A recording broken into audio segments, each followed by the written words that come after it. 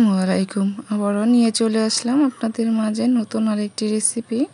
সেটা হলো সরিষা বাটা দিয়ে পাবদা মাছের ঝাল। তার জন্য আমি পাবদা মাছ নিয়েছি। এখানে মরিচের হলুদের হালকা হালকা গুঁড়ো দিয়ে সাথে সরিষার তেল দিয়ে একটু মেখে রেখে দেব সাইড করে। এখন এই পর্যায়ে আমি মশলাগুলো ব্লেন্ড করব। তার জন্য এখানে নিলাম কালো সরিষা। আপনারা যদি চান সাদা সরিষাও নিতে পারেন।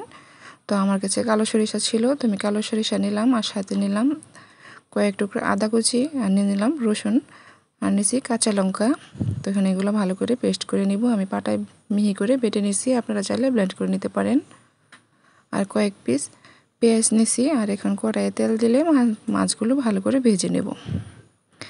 এই পর্যায়ে আমি তেল দিয়ে ভালো করে মাছগুলো ভেজে নিলাম। অবশ্যই পাবদা মাছ সরিষা দিয়ে রান্না করতে গেলে কিন্তু মাছটা ভালো করে ভেজে নিতে হবে।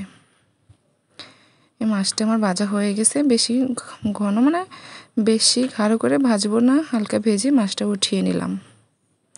এই পর্যায়ে পেঁয়াজটা দিয়ে দিলাম। ওইখানে আমি আর কোনো তেল ব্যবহার করিনি, যেহেতু সরিষা বাটা দিয়ে রান্না করব। তো সরিষা বাটাতে আমি বেশি তেল ব্যবহার করব না, সরিষা থেকে তেলটা ছেড়ে দিবে। তো এখানে আমি সরিষাটা দিয়ে একটু ভালো করে ভেজে নেব। অবশ্যই কিন্তু সরিষাটা কিন্তু একটু ভালো করে ভেজে নিতে হবে। আমি আরেকটু সামান্য তেল দিয়ে দিলাম ভাজার জন্য।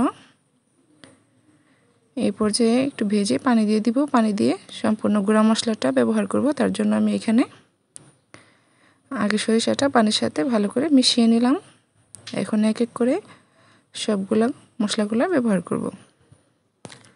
এখানে হাফ চা চামচের মতো ধনিয়ার গুঁড়া, হাফ চা চামচের মতো মরিচের গুঁড়া, হাফ চা চামচের মতো হলুদের গুঁড়া, স্বাদ অনুযায়ী লবণ দিয়ে দিলাম।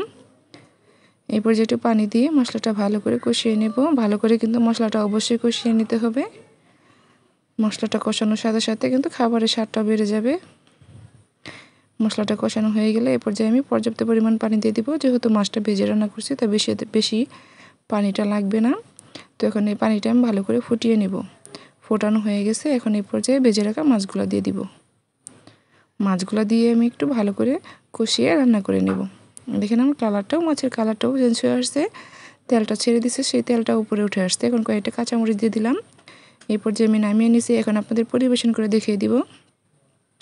এই পর্যায়ে আমি যে পাবদা মাছের সরিষা বাটা দিয়ে পাবদা মাছের ঝালটা আমি এখন নামিয়ে নিলাম।